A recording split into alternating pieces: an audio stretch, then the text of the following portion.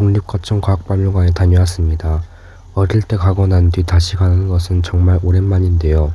저는 가장 먼저 첨단기술관에 들어갔습니다. 첨단기술과학관 안쪽에 있는 비행기 관련 장치와 원리를 설명하는 곳에 들어갔습니다.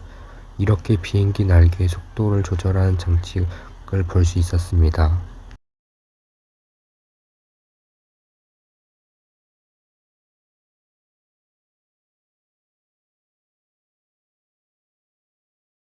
지금 화면에 보이는 영상은 공기의 흐름을 보여주는 것입니다. 공기의 흐름 어떻게 보여주는지 궁금했는데 시각적 그림으로 보여준다는 사실이 좀 놀랍고 신기하였습니다.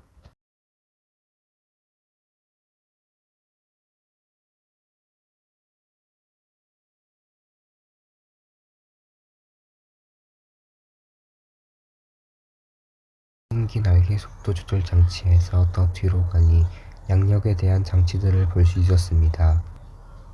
가장 먼저 보게 된 장치는 고양력 발생 장치였습니다. 보시는 것 같이 저런 식으로 작동시키는데 솔직히 말하면 아직까지 어떻게 작동시키는지는 잘 모르겠습니다. 아마 양력을 이용하여 비행기를 띄우는 장치였던 것 같습니다.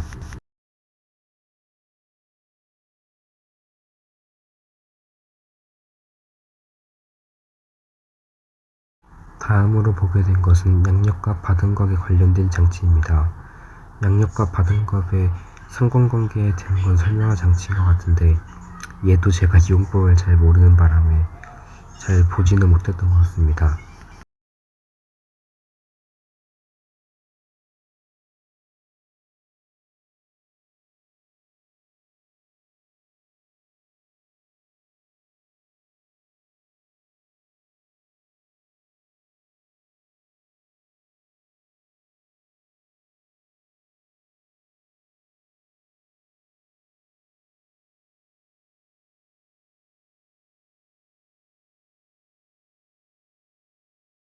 다음으로 구경하게 된 것은 아까 봤던 양력과 바등각 관련된 장치에서 좀 더 뒤쪽으로 오면 볼 수 있는 이 비행기 모형이었습니다. 비행기 모형이 생각보다 커서 놀랐고 근처에 비행기 종이를 날리는 체험장도 있었는데 아쉽게도 어린이들이 많아서 영상으로 찍지 못하였습니다. 아까 봤던 비행기 모형에서 더 안쪽으로 들어가니 우주 관련된 기술들을 전시하는 곳이 있었습니다. 이곳에 들어가자마자 보인 것은 바로 누리호 모형이었는데요. 정말 커서 사진 정말 여러 개로 나눠서 찍었는데도 다 안 들어가는 크기를 보여줬습니다. 각 모형 옆에는 사진에 보이는 식으로 구조를 설명해둔 판들이 있었습니다. 우주선 모형에서 좀 더 안쪽에 들어가면 있는 위성 모형 또한 구경하였습니다. 인공위성의 근처에는 이런 식으로 현재 인공위성의 실지를 실시간으로 알려주는 TV 또한 있었습니다. 다음으로 구경하게 된 것은 바로 자연사관이었습니다. 자연사관에 들어가자마자 본 것은 보이는 영상과 같이 우주의 탄생과 관련된 영상이었습니다.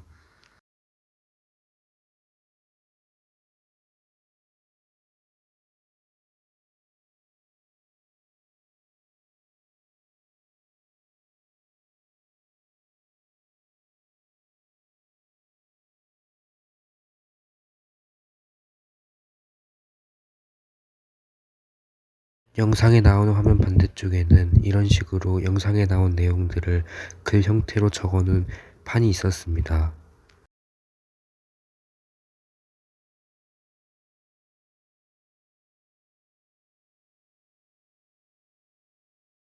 우주의 탄생 다음으로 보게 된 것은 공룡 화석 모형이었습니다.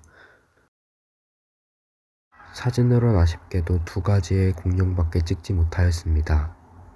다음으로 들어가게 된 곳은 과학탐구관이었습니다. 과학탐구관에서 본 것 중 가장 기억에 남는 것은 바로 이 허리케인이었습니다. 허리케인이 실제로 모형으로 전시가 가능하다는 것도 이번에 처음 알게 된 사실입니다. 정말 신기하고 정말 재밌었던 기억이 있습니다. 다음으로 구경한 것은 회전할 때 물이 어떻게 나오는지를 모형으로 제작해 놓은 것이었습니다. 보다시피 계속 회전을 하고 있고 총 두 가지로 회전을 하는 모습을 볼 수 있었습니다.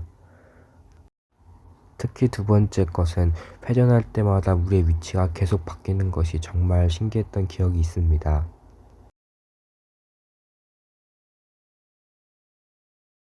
그 다음으로 구경하게 된 것은 영상에서 보다시피 안에 있는 공이 튀어오르면서 위에 있는 판을 밀어내는 장치였습니다. 이 장치는 기체가 온도가 높아지면 활발하게 움직이며 부피가 커진다는 것을 표현했던 장치였습니다. 그렇게 기체가 움직인다는 것은 보이지 않았지만 그것을 실제 눈으로 구현했다는 것이 놀라웠습니다. 지금 사진에 보이는 것은 실제 생활에서 볼 수 있는 여러 가지 나무, 금, 철 같은 금속들 혹은 딱딱한 고체 형태의 물건들의 무게를 비교할 수 있게끔 마련해둔 장치입니다. 이 다음으로 들어가게 된 곳은 첨단 SF관이었습니다. 지금 보이는 사진의 것은 차세대 초전도 핵융합 모형입니다.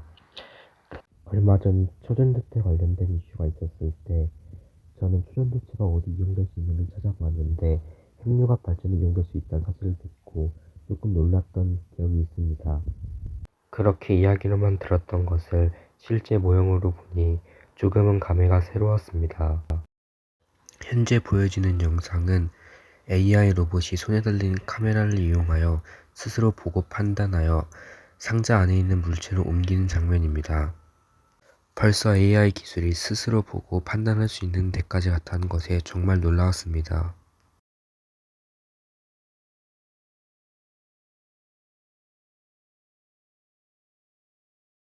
저는 처음에 이렇게 문을 여는 모습을 보고는 이젠 로봇이 문도 열어 하고 조금은 놀랐던 기억 또한 있습니다.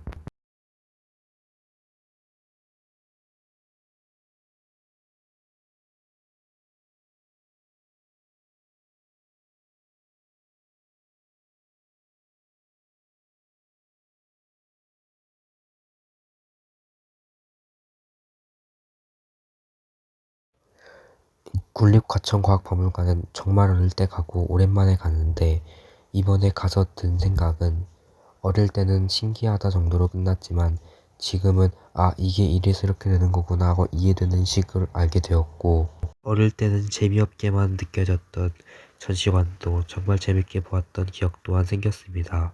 제가 미처 사용법을 몰라 체험해보지 못했던 기구들과 그리고 체험은 했지만 미처 영상에 담지 못했던 것들도 나중에는 꼭 한번 다시 가서 사진이나 영상을 남겨보고 싶습니다.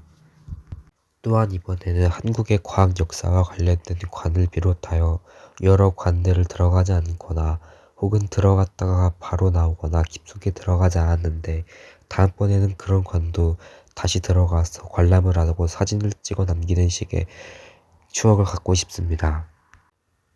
그리고 평소에는 지루하게만 느껴졌던 과학이 이번 기회를 통해서 조금은 더 재밌어진 것 같습니다.